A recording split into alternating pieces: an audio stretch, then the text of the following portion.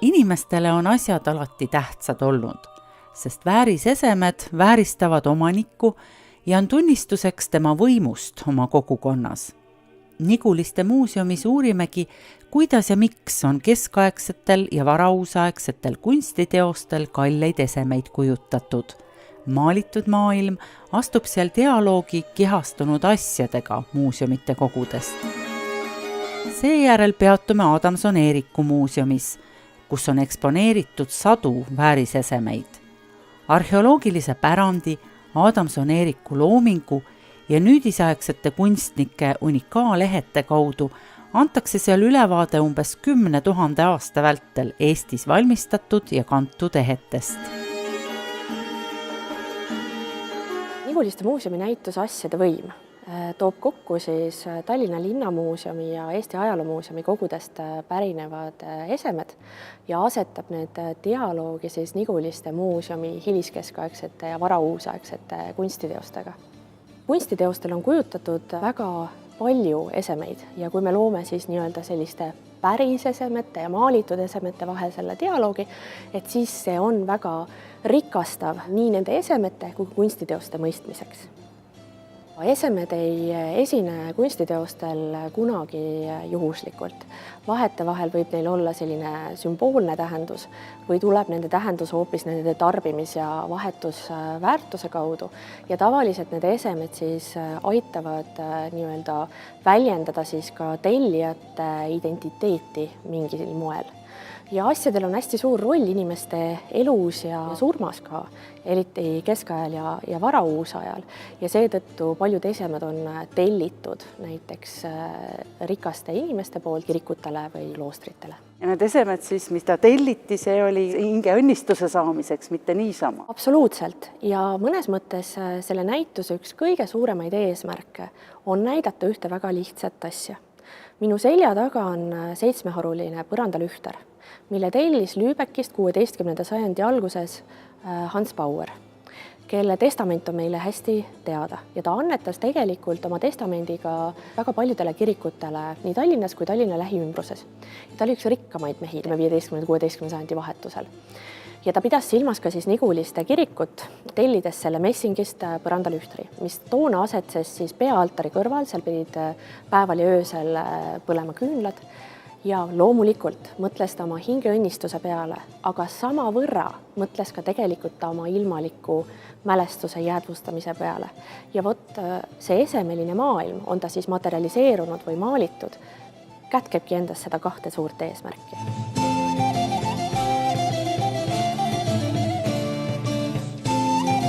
Varematel aegadel mõeldi ju ka rohkem surmale, et tänapäeval me üritame mitte surmast mõelda, et kuidas see surma teema siin siis käsitletud on? Surma teema puhul ei saa me loomulikult mööda minna meie suurimast sellisest magnetist siin Niguliste muuseumis, milleks on surmatants. Ja surmatantsu puhul oleme me siis nii-öelda natukene jutustanud lahti ka seda esemelist kultuuri, mida surmatantsul on kujutatud. Et seal esineb siis erinevaid võimutunnuseid näiteks, kui on kujutatud paavsti või keisrit või keisritari või kuningat, et siis neil on teatud peakatted, teatud sellised võimusümbolid käes, et nende kaudu siis väljendub nende isikute identiteet ja nende positsioon siin maailmas. Ja siin on ka siis epitaafid, mis on luterliku ajastu märk, et kas need on ka seotud mälestuse ja ka ilmselt surmaga. Ja luterlik epitaafmaal siis pidi tõepoolest mälestama inimest. Ja see ei olnud enam nii tihedalt selle hingeõnnistuse teemaga selles mõttes seotud, et varemalt retaablite annetamine näiteks kehtis kui selline hea tegu, mis siis ka Jumala ees sellist tunnustamist leidis. Et epitaafide läbi siis inimesed tegelikult rohkem avasid oma identiteeti ja oma usutunnistust. Siin on Johann Hobingi epitaaf, kes oli Niguliste kiriku pastor ja teda on kujutatud siis sellises väga rikkalikus surivoodis, mida kaunistavad siis renessansornamendid, tema jalud siis on krutsifiks, seal on ka sellised tekstid, mis olid epitaafide puhul üpris tavalised, et õndsad on need, kes surevad issandas, seal on tema elulugu kirjeldatud, ta oli pärit siis Westfaalist algselt, oli õppinud Königsbergis ja teda katab väga uhke suritekk ja see suritekk tegelikult pärineb umbes sealt samalt nendelt aladelt, kus ta ise pärit oli, Reinimaalt, Kölnist. Me oleme välja toonud ka ühe sellise villase kanga, mis pärineb siis Kölni muuseumi kogudest 15. sajandist, mis on selle suritekiga väga sarnane. Et sedalaadi suritekke siis erinevates muuseumi kogudes on tegelikult säilinud ja neid on kujutatud ka kunstiteostel mitmel korral, mitte siis ainult Johann Hobingi epitaafi. Sedalaadi villaseid kangaid võidi laotada nii vooditele kui ka põrandale näiteks. Neil võis olla päris mitu erinevat funktsiooni. Kas nüüd Hobingil päriselt oli see tekk endal olemas, on keeruline vastata. Võib-olla kunstnik kujutab teda sellise oma kodumaa materjalide abil. Esemed, mida kujutatakse, väljendavad nende isikute väärikust ja nende positsiooni siin ilmas. Me ei tea ka täpselt, kes on Hobingi epitaafi tellijateks. Selleks võisid olla perekonnaliikmed, koguduse liikmed, linnas olulised isikud, kes teda siis vääristasid. Selle näituse puhul on päris keeruline see, et meie sellised kunstiteosed on tavaliselt alati omal kohal. Seetõttu iga näitusega me toome nagu sellise ühe kihi esile nendes, kajastades siis seekord asjade teemat ja asjade võimu. Et siis me hõlmasime sellesse näitusesse ka Johannes Pallivi hauakivi. Ja sellepärast, et kui me räägime asjadest ja surmast, siis inimesi kindlasti huvitab ka see, et mida inimestele viimsele teekonnale nii-öelda kaasa pandi. Ja Johannes Pallivi hauakivi võimaldab sellest kõnelda, sellepärast, et siin on kujutatud see skeletti, kes on asetatud lihtsale punutud matile, surilinasse ja tegelikult see ongi viis, kuidas toona keskajal inimesi maeti. Kui keskaegseid haudu uuritakse, siis tihtipeale ei pandud neile esemelist materjali sugugi kaasa. Asju ei saanud teise ilma kaasa võtta. See ei olnud tähtis. Tähtis oli see, mida inimene kogus endale taevariigis. Ja öeldi ka seda, et lihtsam on kaamelil läbi nõelasilma minna, kui rikkal taevariiki pääseda. Johannes Pallivi oli Prantsuse päritolu arst ja ta tuli Tallinnasse, aga kahjuks haigestus katku ja peatselt suri. Ta oli lähedalt seotud maalikunstnik Michel Sittoviga. Michel Sittov oli tema testamendi täitja ja seetõttu on arvatud, et nende vahel oli selline suhe või ütleme usaldus. Tegemist on siis niinimetatud püha Lucia legendimeistri Maarja altari retaabliga, anonüümsele kunstnikule omistatud teosega, kes pärines Brüggest ja Maarja altari retaabel tähendab seda, et dominiiklaste kloostri Katariina kirikus oli Mustpeade vennaskonnal 2 altarit, üks neist oli Maarja altar ja selle Maarja altari, kivist altari kaunistuseks oli siis see niinimetatud retaabel. Tegemist on siis 2 tiivapaariga sellise madalmaade tüüpi retaabliga, mis käis kokku ja lahti ja praegu me näeme avatud positsiooni, mida võis näha siis kõige suuremate pühade ajal, nagu jõulud või lihavõtted ja argipäevadel võime arvestada sellega, et retaabel oli hoopis suletud. See teos on siis Suurgildi ja Mustpeade vennaskonna ühine tellimus ja Suurgild ja Mustpeade vennaskond olid siis Tallinna kõige tähtsamad kaupmeeste ühendused ja nemad panid siis selle raha kokku ja tellisid selle suurepärase teose Brüggest. Sellest, et tegemist on kaupmeeste ühenduse tellimusega, näivad andvat tunnistuste suurepärased luksusesemed, mida kujutatakse selle retaablil. Ja ka siin needsamad kaupmehed mõtlevad oma hingeõnnistuse peale, aga teisest küljest luksusesemed väljendavad nende sellist tegevust, elu, staatust ja näitavad ka Brügge tähtsa sellise metropoli olulisust kaupade vahendajana, sellepärast et Brüggesse voolasid kokku kaubad nii idast kui läänest. Luksuskaupadel oli teatav hierarhia toona, et olid sellised luksuskaubad, mida soovisid endale vürstid ja võib-olla need, mis olid taskukohased kaupmehele ja siin on nüüd äärmine mitmekesisus nende luksusesemete puhul. On selliseid esemeid, mida kaupmehed kindlasti endale sellisel kujul lubada isiklikult ei saanud. On kallihinnalisi kuldkangaid, sametkangaid, siidkangaid, on siis piltvaipu, mida valmistati prüges, on juveele kaunistatud safiiride, rubiinide, teemantitega, on kallihinnaline orientaalne vaip, mis pärineb Anatoolia piirkonnast, et tänapäeva Türgis, ja on ka keraamikat, sellist Hispaania päritolu keraamikat.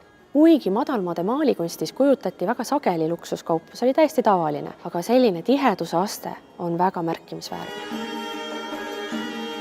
Kangaste puhul on eriline see, et nad justkui muutuvad järjest luksuslikumaks, mida rohkem me seda retaablit avame. Suletud retaabel kujutab sellises hall toonis Maarja kuulutust, kui ingel tuleb Maarja juurde, siis kui me avame selle, siis me näeme sellist rohelist siidkangast, mida tunti Damasti nime all, ja kui me avame ta veel kord, siis me näeme sellist granaatõuna mustriga kuldkangast, mille sarnased olid siis tõesti vaid vürstidele ligipääsetavad.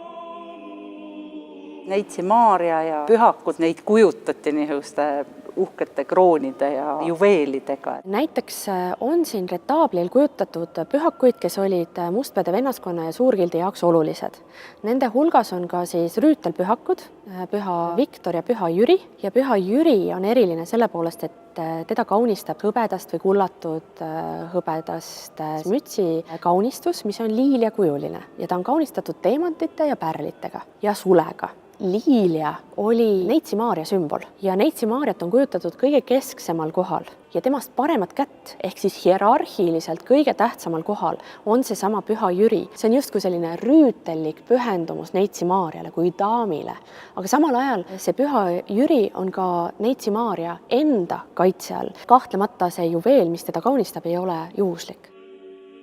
Ja siin on ka kujutatud ju neid donaatoreid, retaabli tellijaid. Me võime mõnes mõttes otsa vaadata 15. sajandi lõpu kaupmeestele. Neid on kujutatud kokku 30 kaupmeest ja kesksed figuurid näivad olevat ka sellised portreed. Ja kuna nad on kaupmehed, siis loomulikult neil on ka oma positsiooni väljendavad tunnused. Rahakukrud, rahataskud, mis iseloomustavad kaupmehi, pitsad sõrmused ja eriline on see, et ühe donaatori käes, ühe tellija käes on roosikrants. Tema helmed paistavad läbi.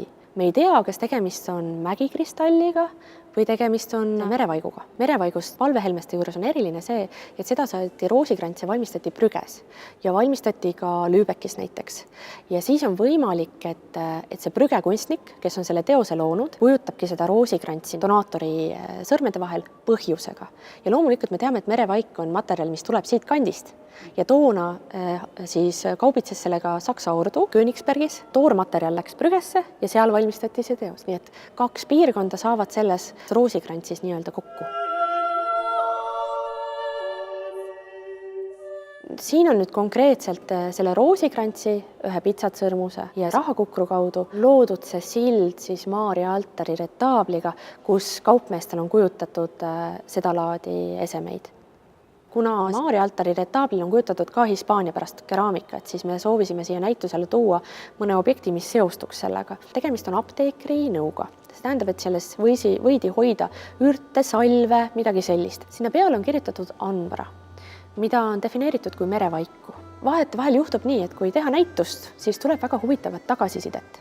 Ja mulle tuli väga huvitavat tagasisidet seoses sellega, et võib-olla siin on mõeldud hoopis vaalavõidist, mida tänu päevani on kasutatud kosmeetikatööstuses. Kindlasti oli meie jaoks oluline ka see, et see võimu teema läbiks sellise punase niidina seda näitust. Näiteks on siin näitusel eriliste objektidena väljas Tallinna linnamuuseumi võrratud Burgundia madalmaadest pärinevad brossid. Need on siis ümar emaili tehnikas, mis toona oli selles piirkonnas väga levinud. Seda laadi esemeid said endale põhiliselt lubada aadlikud. Nendel on kujutatud siis ka sellised teatud figuurid. Figuurid on kaetud siis emailiga. Üks on selline mütoloogiline loom Greif, jõu ja valvsuse sümbol. Teda kujutati siis ka sellise aardevalvurina sageli.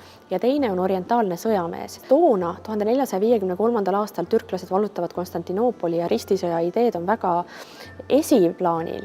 Ja me võime mõelda niimoodi, et need brossid väljendavad omaniku identiteeti. Näiteks see Greif võib väljendada mingit omadust, mida arvas see isik endal olevat.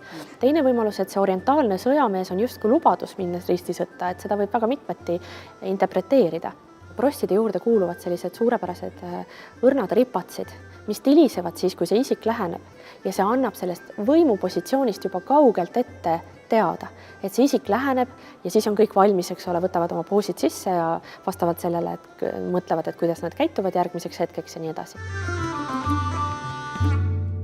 Me tahtsime, et siin oleks ka nii-öelda teistsugused tasandid esindatud, et kui me muidu räägime tavaliselt kaupmeestest, et siis ka käsitööliste puhul oli selliseid esemeid, mis kätkesid teatavat võimu. Ja seotud oli see siis näiteks selle Zunfti süsteemiga, kus teatud meistritööd esitati, eks ole, et oma kutsetunnistust saada, aga see ei olnud ainukene asi, mis oli vajalik, vaid oli vajalik kostitada ka Zunfti klaaslasi näiteks, tasuda Zunfti astumise maks ja selle tõttu me oleme siin eksponeerinud kullasseppade meistritöid, mis olid noapead ja kihlapreesid hõbedast. Ehk siis tegemist on kahtlemata luksuslike esemetega ja kullassepad selliste luksuslike esemete tegemisel osalesid, aga siis tõesti mõnes mõttes see meistritöö kätkeb endast ka sellist võimu, et ma esitan selle ja ma saan selle kaudu teatava staatuse. Ma soovin tähelepanu juhtida ühele esemele, mis iseenesest ei ole üldse väärtuslik. Ta on tinast, ta on lihtne, selle võiks kergesti jätta tähelepanuta. Aga tegemist on sandimärgiga. Sandimärk oli selline asi, mis tõstis tavalise kerjuse kõrgemale kõikidest teistest vaestest. Selle sandimärgi alusel sai ta almust, sai ta süüa, kes teab veel mida. Seda laadi ese ühest küljest on tinast, lihtne, aga teisest küljest andis nii palju võimu ühele sellisele väetile inimesele. Meie eesmärk ei ole siis mitte ainult rääkida oma kunstiteostest, mis meil on siin alati, vaid asetada nad just sellisesse rikastavasse dialoogi siis esemetega Tallinna Linnamuuseumi Eesti Ajaloomuuseumi kogudest ja üks võimsamaid eksemplare, mis meil siin väljas on kahtlemata raekoja piltvaip, millel on kujutatud hästi palju erinevaid taimi. Kui me vaatasime eelnevalt Maarja altari retaablit, siis seal on kujutatud samuti seda laadi piltvaipa, mida tuntakse kui verdüüri, tuleb prantsuskeelsest sõnast roheline ja siis just seotud selle taimestikuga, mida kujutatakse ja taimedel muidugi on oma väga kindlad tähendused. Hästi palju taimi on Neitsi Maarjaga seotud. Võhumõõk väljendab tema kannatusi näiteks, valge liil ja tema puhtust, kirikakar näiteks süütust, kurekell näiteks oma kuju tõttu on seotud püha vaimuga, sellepärast et kurekellal on teataval määral selline nagu tuvi kuju. Nelk on selline igavese armastuse sümbol ja selle tõttu nelki kujutatakse ka väga tihti kihlusportreedel. Ja nüüd see taimede lopsakus, mis siin sellel suurepärasel piltvaibal kujutatud on, mis kooti omal ajal 1547. aastal Engieni linnas, madalmaades. Selle lopsakuse keskel on ka selline Tallinna vapp või suurgildi vapp, mis annab edasi selle mõtte, et Tallinn ongi paradiislik paik, sellepärast et ainult paradiisis saaksid kõik need lopsakad taimed õitseda samal ajal.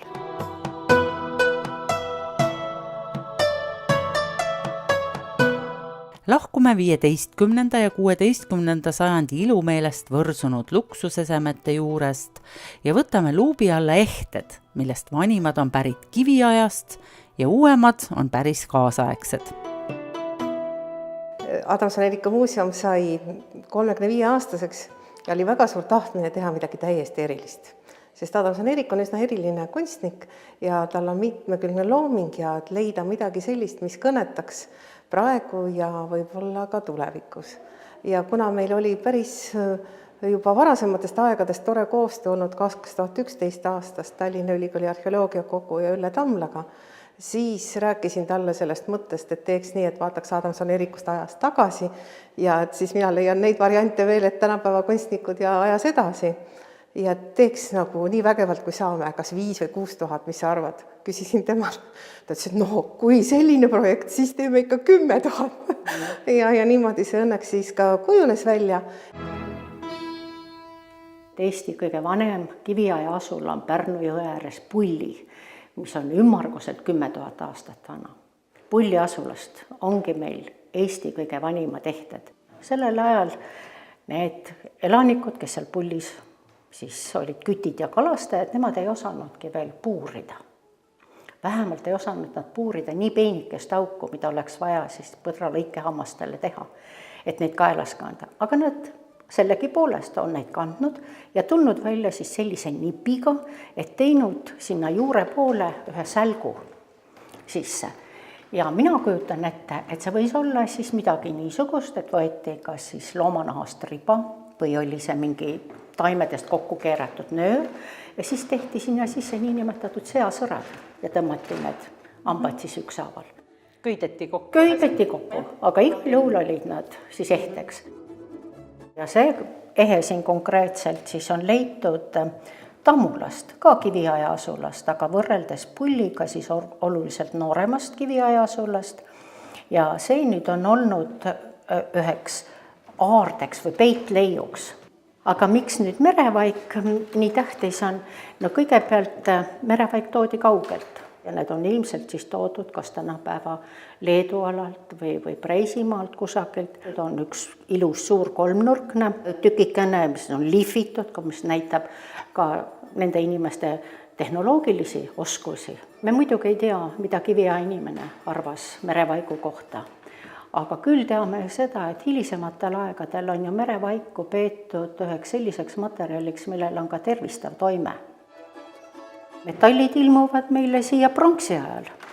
No, paraku on küll Eestiga selline lugu, et meil ei leidu materjali, millest pronksehteid teha, nii et vask ja tina, millest siis pronks alatakse, see on olnud importkaup meile. Aga vaatamata sellele on meil siiski olemas mõni väga uhke arheoloogiline pronksiaegne leiukoht, kus me võime jälgida, et seal on valmistatud pronksehteid. Ja üks selline on olnud siis Asva kindlustatud asula. Nooremal pronksi ajal valmistati seal pronksist esemeid ja ehteid. Need Asva elanikud paistsid silma veel ühe toreda oskusega. Nimelt olid nad suurepärased luumaterjali, siis lihvijad.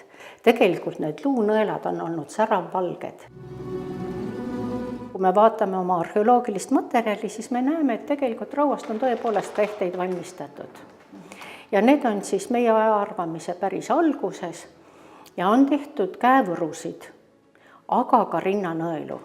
Ja nendel rinnanõeltel on tore nimetus, nad on karjasekeppnõelad. Siis karjaskeppnõelu peetakse tegelikult Eesti alade selliseks tunnusehteks, et nad on kohalik ehtevorm, nii et sellepärast oleme me uhked muidugi. Siin on nagu selline kandev mõte siis ka traditsioon ja innovatsioon ja kokku on üle 560 ehte 10 000 aastast, aga siis keskpunkt teatud mõttes on Adamson-Eerik, kes oli õppejõud ja disainer ja väga mitmekülgne kunstnik ja kes juba 60 aastat tagasi leidis, kui ta Lohusalus jalutas, et randa uhutud kivid on nii toredad, et nendest võiks teha eraldi ehted, kui neid kulla või kullatud hõbega natuke vääristada ja on nii looduslik, kui siis ka selline tehnoloogiline innovatsioon. Tulevad juba kuld, tulevad erinevad emailid, nii et oma abikaasale Mari Adamsonile, kes 1983. aastal selle suure kollektsiooni aluse panijana tegi Eesti riigile ja meile kõigile selle kingituse, tema 60. sünnipäevaks siis on üks väga põnev täis kullast suure protsendiga 900 käevõru ja rinnanõel, siis üks selliseid märgilisi teoseid sellel näitusel.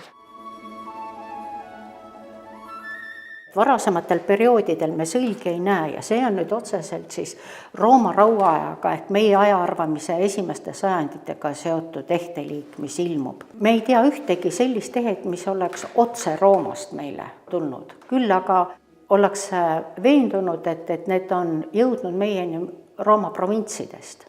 Aga pärast hakati neid ka juba koha peal valmistama. Arvatakse, et see oli periood, kui tulid moodi mingid ülevisked ehk siis sellised sallid või sõbad, mis vajasid kindlasti kinnitamist. Et kui me kujutame ette, et algselt oli see pronks ju kuldset värvi ja siis olid need punased, rohelised ja valged emailist kaunistused peale, et siis see võis olla uhke küll.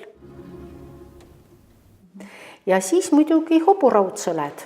No see on nüüd üks selline sõleliik, mis püsib siinmail umbes 700 aastat järjepanu. Adamson Erik, tema oli ka see, kes näiteks maasika motiivi tõi meie ehtekunsti, aga see on vanadel iidsematel aegadel hoopiski viinaväedi motiiv, mis tuleb juba tegelikult Vahemeremaadelt ja kaugemalt meie aladele. Ta on tõesti ka traditsiooni jälginud, käinud Eesti Rahva Muuseumis, joonistanud üles, vaadanud, mis on tehtud, aga ta ei kopeeri nii lihtsalt, ta lihtsalt mõtleb sealt edasi ja selles mõttes oligi see innovatsiooni pool siis ka tarvis tänapäeva kunstnikel, kes praegu veel elavad ja töötavad. Need helistasin 15 inimesele ja saimegi sellise päris uhke valiku, kellel on siis olnud ka tahtmist ja pealehakkamist süveneda traditsioonilisse ehtekunsti või mõnda töövõttesse või siis teistpidi luua midagi sellist, mida mujal ei ole tehtud. Näiteks meil on siin ka ehteid, mis on tegelikult raudmeteoriidist, ja korallidest, mis on Eesti maa sügavamatest kihtidest leitud. Nii et sellega seoses ikkagi jälle Eesti maine. Kõige varasemad hõbeesemed ongi meil leitud 3.–4. sajandist. Aga need on kindlalt importesemed ja see aeg on veel niisugune, kus hõbe on harudlus. Et hõbe muutub meil juba märgatavalt enam kättesaadavaks rahvaste rändamise ajal 5. kuni 8. 9. sajandini. Ja kõige rohkem on meil hõbedat ja hõbeaarteid ajavahemikust 10. kuni 13. sajandini. Ümmarguselt 11 kuni 13 sajand, mida paljud seostavad ka Lembitu ajaga, siis ütleme laias laastus, et siis sellest perioodist on hästi palju naiste ehteid. See on nüüd rinnakee ja selle kee kaal võib ulatuda kuni 2 ja 2,5 kilogrammini. Ja see pandi siis üle pea, nii et üks osa nendest kettidest jäi selja peale. Sinna riputati kettidele külge ehteid, ripatseid, kuljuseid, aga ka väiksemaid töö- ja tarberiistu. Ühel uhkel naisel on vöö peal olnud kindlasti noatupp ja see on siis ka pronksplekiga kaetud. Seal sees on olnud ainult noa imitatsioon, puust siis voolitud nuga. Naistel on olnud tavaliselt ehitud mõlemad käed. Nii et see muinasõja lõpuperioodi uhkelt ehitud naine nägi ka uhke välja küll. Ja keskajal tuleb siis ka see klaas rohkem kasutusele? Klaas on juba ka muinasajal kasutusel ja tegelikult klaasi kui sellist siin kandis õieti valmistatud ei olegi. Need on kõik importasjad ja küllap sellepärast on nad olnud ka üsna hinnalised.